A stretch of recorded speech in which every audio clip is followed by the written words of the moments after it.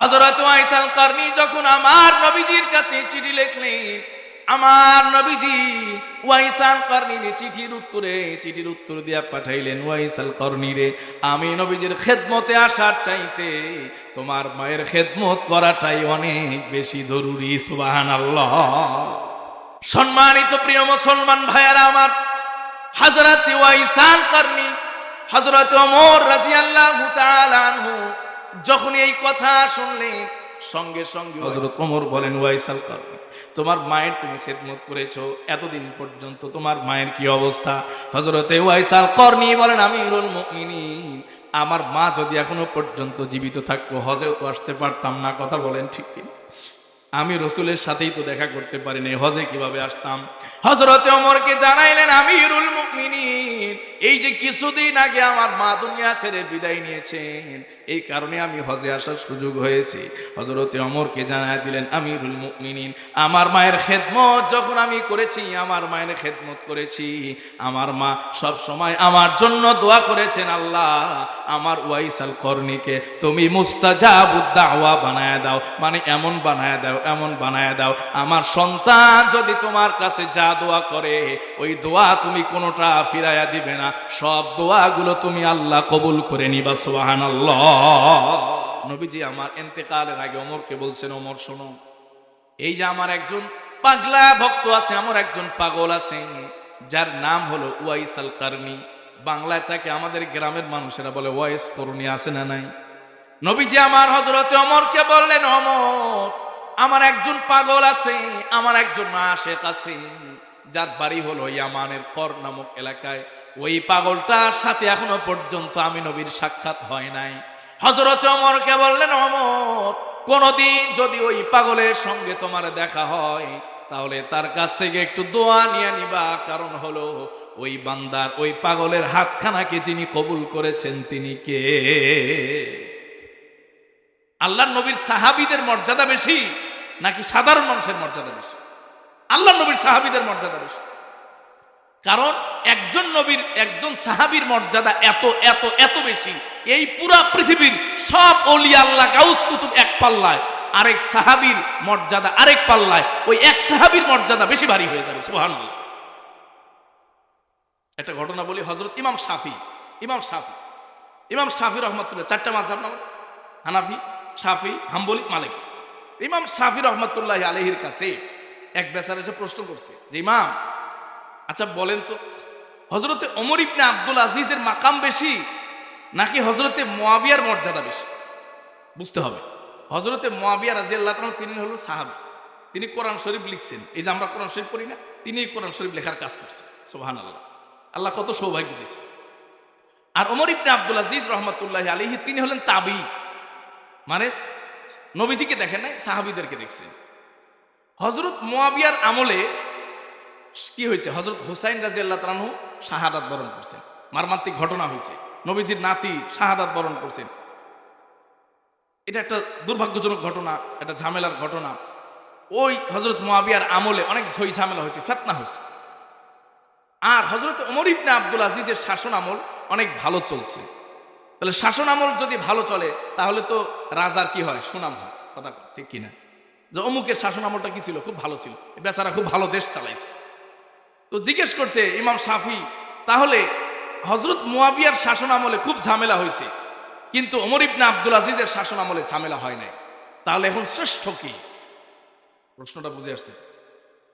হযরত ইমাম শাফি বলছেন, শোনো, এইটা দিয়া শ্রেষ্ঠত্ব নিরূপণ করা যাবে না, কারণ হযরতে মুয়াবিয়া হলো আল্লাহর রসুলের সাহাবী, ওমর ইবনে আব্দুল আজিজ কিন্তু আল্লাহর রসুলের সাহাবী না। কথা বলুন ঠিক কিনা? তার শাসন আমল যত ঝামেলাই হোক না কেন, তার মর্যাদা এরকম হাজার ওমর ইবনে আব্দুল আজিজের চাইতে বেশি। কথা বলেন ঠিক কিনা? হযরত ইমাম শাফি একটা উদাহরণ দিয়েছে। হযরত ইমাম শাফি বলছেন, শোনো, হযরত মুয়াবিয়া রাদিয়াল্লাহু তাআলা আনহু যেই ঘোড়া নিয়ে নবীজির সাথে জিহাদের ময়দানে গিয়েছেন, ওই ঘোড়া মরুভূমির বালুতে চলতে গিয়া ওই ঘোড়ার নাকের ভেতরে যে ধুলা গিয়েছে, আমাদের নাকের ভেতরেও ধুলা যায়। হযরত ইমাম শাফি বলছেন, শোনো, ওই যে সামান্য ধুলা আর বালু, ওই বালু থেকে একটা বালু 70 ভাগ করার পরে 1 ভাগের যে মর্যাদা হবে, ওমর ইবনে আব্দুল আজিজের মর্যাদা সেই মর্যাদা হবে না। আল্লাহু আকবার। তাহলে সাহাবীর মর্যাদা কত বেশি, কথা কোন ঠিক কিনা? তাহলে হযরতে ওমর ইবনুল খাত্তাব, ওমরে ফারুক রাদিয়াল্লাহু তাআলা আনহু আল্লাহর নবীর সাহাবী, কথা বলেন ঠিক কিনা? আর ওয়াইস আল কারনি উনি কি সাহাবী? উনি সাহাবী হতে পারেন, কিন্তু একজন সাহাবীকে আমার নবীজি বলতেছেন তুমি ওয়াইস কর্নির কাছ থেকে কি নিবা? দোয়া নিবা। তাহলে ওয়াইস কর্নির মর্যাদাটা কি গেল? অনেক বেড়ে গেল। হযরত ওমর রাদিয়াল্লাহু তাআলা এই কথা স্মরণ রাখছেন। নবীজির ইন্তেকালের পরে আবু বকরের শাসনামল চলে গেছে, আবু বকরের খেলাফত শেষ হয়ে গেছে, ওমরের খেলাফত শুরু হয়ে গেছে। হযরতে ওমর রাদিয়াল্লাহু তাআলা আনহু প্রতি বছর হজের সিজনে আয়েশা খালি খুঁজে, আর যে ইয়ামান থেকে হজের কাফেলা আসে ওই কাফেলা লোকজনকে বলে, শোনো তোমাদের মধ্যে এমন কোন যুবক আছে কি যার নাম হলো ওয়াইস আল করনি? সেই কোনো বছর পায় না, কোনো বছর পায় না। হঠাৎ এক বছর ইয়ামানের কাফেলায় গিয়া খবর নিচ্ছে তোমাদের মধ্যে এমন কোন যুবক আছে যার নাম হলো ওয়াইস আল করনি। নবী করিম সাল্লাল্লাহু আলাইহি সাল্লাম বলেছেন যে ওমর, ওই ওয়াইস আল করনির শরীরের মধ্যে একটা সেই বসন্তের দাগ থাকবে, কুষ্ঠ রোগের দাগ থাকবে, পুরা শরীরটা ভালো হয়ে গেছে কিন্তু এক জায়গায় ভালো হয় নাই। তুমি এই চিহ্ন দেখা সেই যুবকটাকে চিনা নিবা, আর যদি পারো ওই যুবকের কাছ থেকে দোয়া নিয়া দোয়া করায় নিবা, কারণ ওই যুবক দোয়া করার সঙ্গে সঙ্গে যিনি কবুল করেন তিনি কে? আল্লাহু আকবার। হযরত ওমর রাদিয়াল্লাহু তাআলা আনহু হজের সিজনে ঘুরতে ঘুরতে হযরত ওয়াইস আল করনির সন্ধান পেয়ে গেছে। আর ওয়াইস আল করনিকে জিজ্ঞেস করেন, তোমার বাড়ি কি করনামক এলাকায়? বলে হ্যাঁ। তোমার শরীরে কি কুষ্ঠরোগ হয়েছিল? বলে হ্যাঁ। কয় তোমার শরীরে সব জায়গা ভালো হয়ে গেছে, অমুক জায়গায় একটু দেখতে চাই। বলে দেখাও।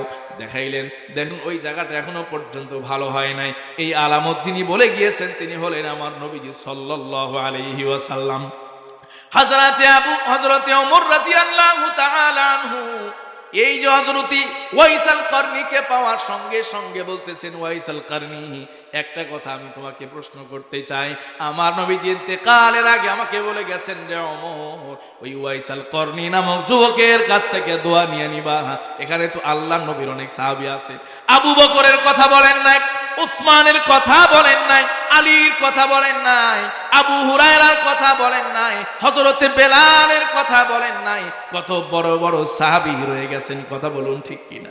কিন্তু সব সাহাবীদেরকে রেখে তোমার মতো ইয়ামানের একজন সাধারণ যুবকের কথা বলছেন, কারণটা কি আমি জানতে চাই। হযরত ওয়াইস আল করনি রাদিয়াল্লাহু রাহমাতুল্লাহি আলাইহি নবী করিম সাল্লাল্লাহু আলাইহি ওয়াসাল্লামের সঙ্গে তার যে চিঠির মাধ্যমে কথাবার্তা হয়েছিল সেই চিঠির ঘটনা শোনায় দিলেন। বললেন, খলিফাতুল মুসলিমিন, নবীজির জামানায় আমি পেয়েছিলাম, নবীজিকে পেয়েছিলাম, কিন্তু আমার মা অনেক বৃদ্ধা, আমার মা অনেক বয়স হয়ে গেছে, আমি ছাড়া আমার মায়ের খেদমত করার মতো কেউ নাই। আমার মাকে পেশাব করাইতে হয়, বাথরুম করাইতে হয়, আমার মাকে খাবার খাওয়াইতে হয়, গোসল করাইতে হয়, এত খেদমত আমি ছাড়া আর কেউ করতে পারবে না। আমি আমার রাসূলের কাছে চিঠি লিখলাম, ইয়া রাসূলুল্লাহ, ইয়া হাবিবাল্লাহ, আমার তো মনে চায় আপনাকে দেখে আপনার হাতে কালিমা পড়ে ইসলাম কবুল করে নেই, কারণ আপনার হাতে হাত রেখে যদি আমি ইসলাম কবুল করতে পারি, জান্নাতের যিনি সার্টিফিকেট দিয়েছেন তিনি কে? আর একটু আওয়াজ করে বলুন তিনি কে? হযরত ওয়াইস আল করনি যখন আমার নবীজির কাছে চিঠি লিখলেন, আমার নবীজি ওয়াইস আল করনির চিঠির উত্তর দিয়া পাঠাইলেন, ওয়াইস আল করনি রে, আমি নবীজির খেদমতে আসার চাইতে তোমার মায়ের খেদমত করাটাই অনেক বেশি জরুরি। সুবহানাল্লাহ। সম্মানিত প্রিয় মুসলমান ভাইয়েরা আমার, হযরত ওয়াইস আল করনি হযরত ওমর রাদিয়াল্লাহু তাআলা আনহু যখন এই কথা শুনলেন, সঙ্গে সঙ্গে ওয়াইস আল করনি বলেন, সঙ্গে সঙ্গে হযরত ওমর বলেন, ওয়াইস আল করনি, তোমার মায়ের তুমি খেদমত করেছো এতদিন পর্যন্ত, তোমার মায়ের কি অবস্থা? হযরতে ওয়াইস আল করনি বলেন, আমিরুল মুমিনিন, আমার মা যদি এখনো পর্যন্ত জীবিত থাকতো হজেও তো আসতে পারতাম না, কথা বলেন ঠিক কি? আমি রসুলের সাথেই তো দেখা করতে পারিনি, হজে কিভাবে আসতাম? হযরতে ওমরকে জানাইলেন, আমিরুল মুমিনিন, এই যে কিছুদিন আগে আমার মা দুনিয়া ছেড়ে বিদায় নিয়েছেন, এই কারণে আমি হজে আসার সুযোগ হয়েছে। হযরতে ওমরকে জানাই দিলেন, আমিরুল মুমিনিন, আমার মায়ের খেদমত যখন আমি করেছি, আমার মায়ের খেদমত করেছি, আমার মা সব সময় আমার জন্য দোয়া করেছেন, আল্লাহ আমার ওয়াইসাল করনিকে তুমি মুস্তাজাবুদ দাওয়া বানায় দাও, মানে এমন বানায় দাও, এমন বানায় দাও, আমার সন্তান যদি তোমার কাছে যা দোয়া করে ওই দোয়া তুমি কোনোটা ফিরাইয়া দিবে না, সব দোয়াগুলো তুমি আল্লাহ কবুল করে নিবা। সুবহানাল্লাহ। ওয়াইসাল করনির মা দোয়া করছেন, আল্লাহ আমার ছেলের হাতকে কবুল করো, মুস্তাজাবুদ দাওয়া বানায় দাও, এমন বানায় দাও যে সে দোয়া করার সাথে সাথে যিনি কবুল করে নিবেন তিনি কে? আরেকটু আওয়াজ করে, তিনি কে?